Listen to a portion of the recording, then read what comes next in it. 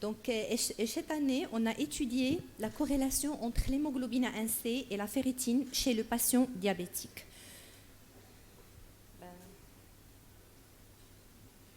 Donc, en fait, il s'agit bien d'une étude pratique. Donc, on a adopté le plan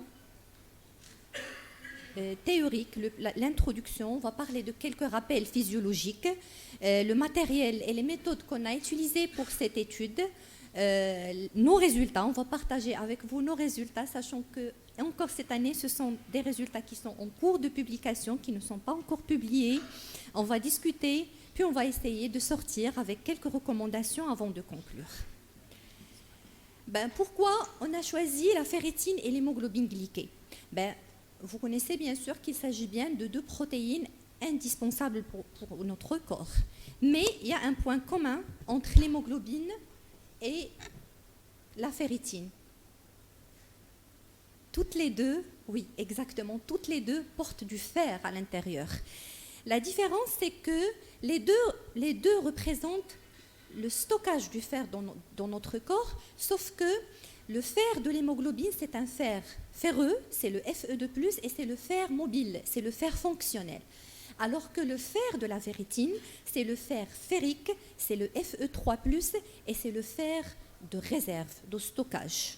Donc, mais toutes les deux portent à l'intérieur du fer, donc le choix, ce n'était pas dû au hasard, et on va voir que vraiment, les changements de la ferritine, que ce soit s'il s'agit bien de l'hyperferritinémie ou bien de l'hypoferritinémie, ils ont un impact sur la valeur de l'hémoglobine glyquée et par la suite un impact sur le diagnostic, sur le suivi et par la suite sur la cible thérapeutique du patient. Alors, autre chose commune entre l'hémoglobine glyquée et la ferritine, la régulation. Elles sont toutes les deux régulées par une protéine qui est l'érythropoïétine, une protéine d'origine rénale qui est responsable de la régulation de l'érythropoïèse, ça veut dire la synthèse des globules rouges, et notre hémoglobine, se trouve à l'intérieur des globules rouges, et également elle est responsable de la régulation du métabolisme de la ferritine. Donc si on parle de la ferritine et l'hémoglobine glyquée, on parle du facteur commun qui est le fer à l'intérieur, et on parle d'une régulation commune aussi. Alors, la ferritine, je vais toucher quand même un petit rappel sur la ferritine. La ferritine est une protéine qui se trouve à l'intérieur surtout des cellules hépatiques, des hépatocytes, des macrophages, de la moelle osseuse, de la rate, du foie, et il est formé par deux types de chaînes de protéines, des chaînes légères et des chaînes lourdes. Ce qui est important, c'est que les protéines forment ce qu'on appelle l'apoprotéine ou bien la coque. Je vais aller revenir, ça. Donc la coque de la protéine, de la ferritine. Donc ce que vous voyez ici, c'est les deux chaînes protéiques, mais à l'intérieur de la ferritine se nichent 4500 atomes de fer ferrique, de Fe3+, ce qui est énorme. Donc, je reviens. Donc c'est le vrai réservoir du fer. Et il joue également un rôle dans le transport. Ce n'est pas uniquement le réserve, c'est le transport du fer. Donc voilà notre ferritine, comment elle est. C'est une forme de stockage intracellulaire de fer. Et passons à notre hémoglobine. L'hémoglobine, je ne vais pas beaucoup parler, mais je vais aller directement vers la structure. Regardez s'il vous plaît. Notre hémoglobine, elle est formée, comme vous savez, de deux chaînes bêta et de deux chaînes alpha. À l'intérieur de chaque chaîne se niche le noyau tétrapyrolydique. Et c'est ça notre noyau tétrapyrolydique. Donc le noyau tétrapyrolydique à l'intérieur duquel se niche le fer ferreux. Et c'est l'ouverture de ce noyau tétrapyrolydique qui donne la bilirubine par la suite. Donc si on va comparer la ferritine avec l'hémoglobine, on va trouver qu'à l'intérieur de la ferritine se trouvent 4 atomes de fer, vu qu'on a 4 chaînes et 4 M, par rapport à la ferritine, là où il y a 4500 atomes de fer. Donc, les liens entre la ferritine et l'hémoglobine sont tout d'abord le stockage du fer et le transport du fer. Là, notre hémoglobine ne peut pas transporter l'oxygène, ne peut pas oxygéner notre corps sans ce fer qui se niche à l'intérieur. Et bien sûr, par la suite, on a dit que le mécanisme de régulation il est également commun. Il s'agissait bien de l'érythropoïétine. Alors nous, qu'est-ce qu'on a fait dans cette étude? L'objectif pour nous était quoi? Était d'explorer l'impact de la variation de la ferritinémie, de taux de ferritine dans le sang, sur l'interprétation de l'hémoglobine A1C chez les patients diabétiques, tout en mettant en évidence les mécanismes physiopathologiques sous-jacents et leur implication clinique. Et on va voir par la suite qu'on doit, vers la fin, maîtriser le statut martial de notre patient. Que ce soit une carence martiale, que ce soit une hyperferritinémie inflammatoire, tous les deux, ils ont un impact majeur sur la valeur de l'hémoglobine A1C. Donc, bien sûr, par la suite, qu'est-ce qu'on a fait? On a fait une étude étalée sur 10 ans. 10 ans, ça veut dire on a inclus les patients qui ont fait un dosage de la ferritine et un dosage de l'hémoglobine glyquée dans le CHU, dans le laboratoire de CHU de Casablanca. Ce sont des patients qui ont été hospitalisés au service d'endocrinologie et tout ça sur une durée étalée de 10 ans, du juillet 2015 jusqu'à juillet 2025. Bien sûr, on a utilisé les données qui ont été collectées à partir de notre système informatique via notre logiciel, le Calicil, et on a fait les études statistiques à travers l'Excel et l'SPSS. Alors, le dosage de la ferritine, je vais toucher quand même un mot, vous le connaissez très très bien, ne nécessite pas le jeûne, pas du tout, et on le fait sur un tube sec et on utilise une technique qui est très évoluée, c'est la chimiluminescence sur nos analyseurs qui sont des analyseurs Alinity Abbott et le Beckman Coulter. Alors, ce qu'on a retenu comme valeur de référence, c'est la valeur normale doit être située entre 15 et 150 nanogrammes chez la femme et 30 à 300 nanogrammes par ml chez l'homme. C'est connu qu'il y a une différence liée au sexe pour la ferritine, via les menstruations et via bien sûr ou bien la physiopathologie parce que la femme passe par des accouchements, par des menstruations et vice-versa. Alors, le dosage de l'hémoglobine glyquée également, il ne nécessite pas le jeûne. On le fait sur un tube mauve et on utilise comme technique, sur un tube mauve tripotassique, on utilise comme technique la chromatographie liquide à haute performance sur l'automate Adams Arkwright. Juste un petit mot, ces méthodes analytiques qu'on a utilisées sont standardisées. Ça veut dire qu'ils sont reconnus pour leur précision et leur reproductibilité, ce qui confère une robustesse aux données biologiques recueillies, on n'a pas de doute. Qu'est-ce qu'on a trouvé comme résultat? D'abord, on a inclus 686 patients diabétiques, dont la majorité, il y a une petite différence, la majorité sont de sexe féminin, 52,1% étaient des femmes, 47,9% des hommes. Donc voilà la répartition épidémiologique en fonction du sexe. Et voilà ce qu'on a trouvé comme résultat, la répartition du patient diabétique selon les caractéristiques ferritinémiques. Alors, on a trouvé que, d'ailleurs, déjà,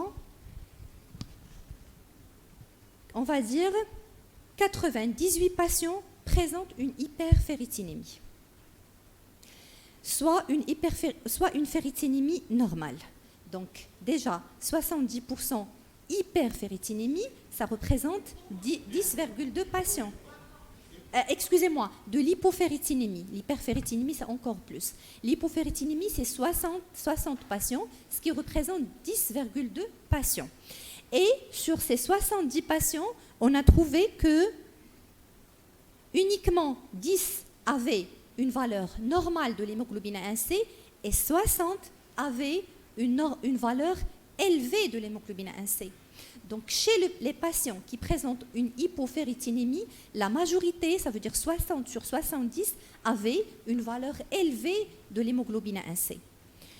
Puis, concernant l'hyperferritinémie, ce sont surtout ces deux valeurs qui nous intéressent. Alors, sur 119 patients qui ont présenté une hyperferritinémie, 80 avaient une hémoglobine glyquée élevée. et 39 avaient une hémoglobine normale. Donc, ce qui m'importe ici, c'est de vous présenter que sur la majorité des patients qui en avaient une hypoféritinémie, il avait une hémoglobine A1C élevée. Ça veut dire 60 sur 10. Et sur 119 patients qui avaient une hyperféritinémie, 80 avaient une valeur de l'hémoglobine A1C élevée. Par quel mécanisme? Alors, on a essayé d'expliquer le mécanisme. Le mécanisme, on commence par le mécanisme de l'hypoféritinémie. Comme vous le savez, que la durée de vie de nos globules rouges, elle est de 120 jours. Durant ces 120 jours, les hématies sont exposées à la glycation, bien sûr. Et pour que la valeur de l'hémoglobine A1C soit juste, c'est conditionné par deux choses. Des structures, une hémoglobine normale et une durée de vie normale des globules rouges. Donc, tout ce qui peut influencer la durée de vie des globules rouges aura systématiquement un impact sur la glycation. Et bien, quand il s'agit d'une carence martiale, donc chez les patients qui en avaient une hypoféritinémie, cela donne une longévité érythrocytaire. La carence martiale donne une longévité érythrocytaire, ça veut dire prolonge la durée de vie des globules rouges, donc une exposition plus longue à la glycation. Donc tout ça justifie que et puis bien sûr c'est un patient qui est diabétique, le taux de glucose de manière chronique il est élevé au niveau du sang périphérique, donc l'hémoglobine A1C elle est élevée. Et si on a un message à transmettre qui est important, c'est conduisant à une glycation plus importante. L'hypoféritinémie, la carence martiale, donne une longévité érythrocytaire qui va conduire à une glycation plus importante et donc à une valeur de l'hémoglobine A1C supérieure à ce que reflèterait le contrôle glycémique moyen. On va trouver une discordance. Vous allez trouver que le contrôle glycémique moyen vous donne une chose alors que l'hémoglobine A1C donne une autre chose. Elle est élevée. Pensez au statut martial de votre patient. S'il a une carence martiale, ça veut dire qu'il est plus, ces érythrocytes, ces globules rouges sont plus exposés à la glycation, donc une surestimation de l'hémoglobine A1C. Sans variant d'hémoglobine, sans rien du tout. Alors, cette interférence représente vraiment un biais diagnostique majeur et potentiellement conduisant à une escalade thérapeutique injustifiée par la suite. Donc, il y a des études qui ont prouvé ça, à part notre étude. Par exemple, une revue exhaustive par Williams et son équipe souligne que les états d'érythropoïèse altérés dans la carence en fer ont une cause importante, sont une cause importante de la discordance entre l'hémoglobine A1C et la glycémie moyenne. Donc, remettre en cause la fiabilité de ce marqueur dans ce contexte spécifique. Je parle de l'hémoglobine A1C, il n'est pas fiable dans le contexte de la carence martiale. Et donc, par la suite, il faut savoir que le traitement d'une anémie fériprive chez les patients diabétiques va entraîner une diminution significative de l'hémoglobine A1C sans modification de la glycémie moyenne et pouvant ainsi influencer indépendamment le statut ferreux. Donc, si vous trouviez que votre patient il est anémique, une carence martiale, ça veut dire justifiée par une diminution de la ferritine, vous commencez le traitement, vous allez remarquer significativement que votre hémoglobine glyquée va diminuer. Elle va revenir à la normale, exactement. Le cas contraire maintenant, ça concernant l'hypoféritinémie. Maintenant, pour les patients qui avaient une hyperféritinémie. Vous savez bien sûr que dans le diabète type 2, on parle généralement d'un syndrome, d'une dysrégulation métabolique globale. Donc, c'est une inflammation chronique qui est, dans la majorité des cas, accompagnée par une hyperféritinémie. L'hyperféritinémie, là, elle est d'origine inflammatoire. Alors, dans ce cas-là, il faut savoir que le fer, qui dit une hyperféritinémie chez le patient diabétique, ça veut dire une surcharge en fer. Ça veut dire qu'il a plus de fer. Qu'est-ce qu'il a ce fer? Et c'est pour cela que j'ai insisté sur le fait que la ferritine elle porte 4500 atomes de fer ferrique. Donc, tellement riche en fer, le fer est un puissant antioxydant, est un puissant catalyseur de la formation des radicaux libres. D'accord? Donc, via la fameuse réaction, le fer plus l'eau oxygénée, l'H2O2, donne le Fe3+, et le radical libre plus le OH-. Et donc, chez votre patient qui présente une hyperferritinémie d'origine inflammatoire, elle aura un excès de fer labile. Et par la suite, ça va favoriser le stress oxydatif, et ce qui va endommager les tissus, et ça va aggraver l'insulinorésistance.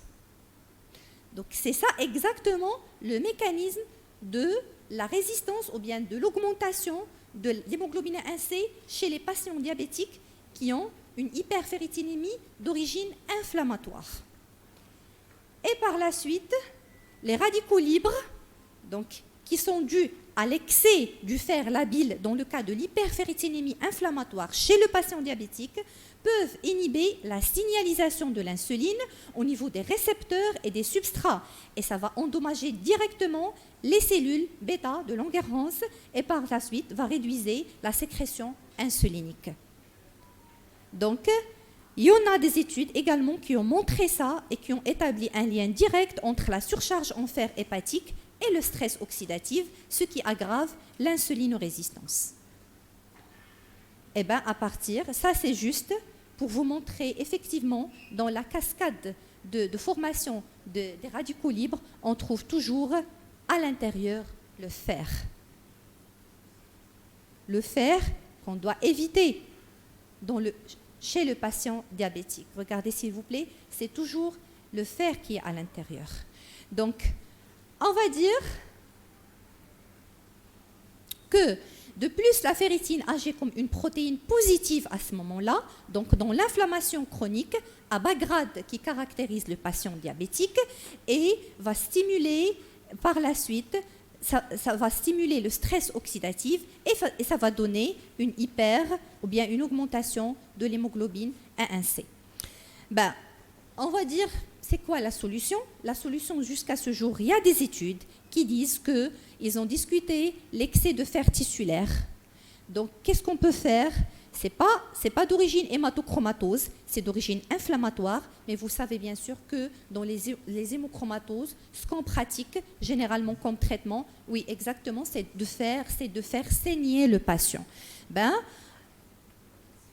la solution, ce n'est pas vraiment, donc ainsi une hyperferritinémie chez ce patient va donner une corrélation positive avec l'hémoglobine glyquée, bien sûr ça va augmenter l'hémoglobine glyquée, ça va donner, alors je reviens à notre population, dans notre série, voyez s'il vous plaît, la proportion des patients, on avait 90 patients, ça veut dire 17,35 patients qui en avaient une hyperferritinémie et une augmentation de l'hémoglobine A1C, donc relative à l'inflammation et au déséquilibre glycémique. Donc la solution jusqu'à ce jour, c'est vraiment,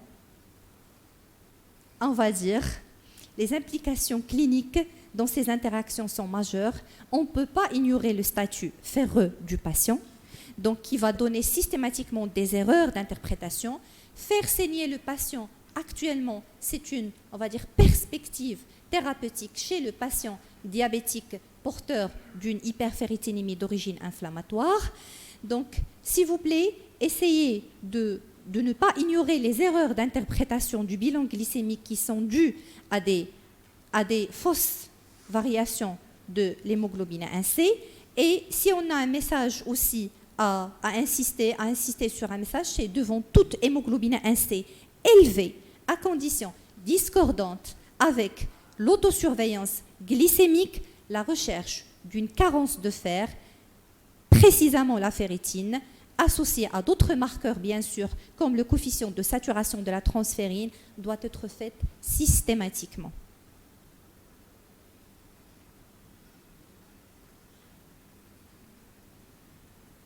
Voilà, ça c'est tout ce que j'ai dit à propos des cibles thérapeutiques de l'hyperferritinémie. Alors, autre message, s'il vous plaît, tout ce qu'on a dit, positionne la ferritinémie non seulement comme marqueur de risque, mais potentiellement aussi comme une cible thérapeutique dans une approche de médecine personnalisée des patients diabétiques.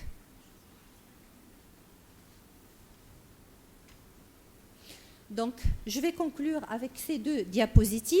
Donc, ce qu'on a à retenir de cette présentation, c'est d'abord qu'il y a une relation entre la ferritine et l'hémoglobine A1C au cours du diabète qui illustre vraiment la complexité de la biologie humaine. Et aussi entre un biais analytique potentiel en cas de carence martiale. Donc, si on a une carence martiale, plus de longévité érythrocytaire, une hyperferritinémie due à l'excès d'exposition à la glycation.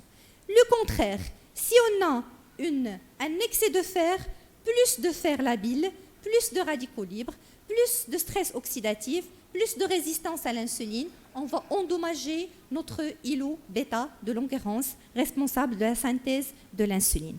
Donc, généralement, l'hypoferritinémie peut fausser l'interprétation de l'hémoglobine A1C en la surestimant. Cela est indépendamment du contrôle glycémique, bien sûr. Vous allez trouver que le contrôle glycémique, il est bien, ce qui nécessite une corrélation préalable de la carence pour une évaluation fiable du contrôle glycémique. Le contraire, l'hyperferritinémie est un marqueur fréquent et intimement lié à l'insulinorésistance, au syndrome métabolique et à l'inflammation chronique, ce qui explique cette corrélation aussi entre l'hémoglobine A1C élevée et la ferritinémie élevée et au moins un bon pronostic métabolique. Donc, par conséquent, le dosage systématique ou ciblé de la ferritine devait être intégré dans le bilan de routine du patient diabétique, particulièrement dans les situations où il y a une discordance glycémique ou des difficultés d'équilibration.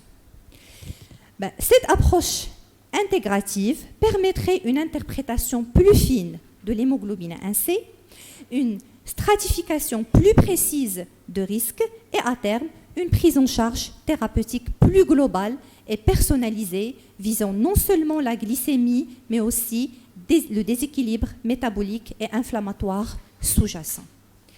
Et je vais terminer par ce petit message. Réfléchissez toujours. On a parlé de l'apport ou de l'importance du statut vitaminique D à Tanger en 2023. Maintenant, on insiste sur le statut martial, précisément la ferritinémie à Fès en 2025. Et je vous remercie de votre attention.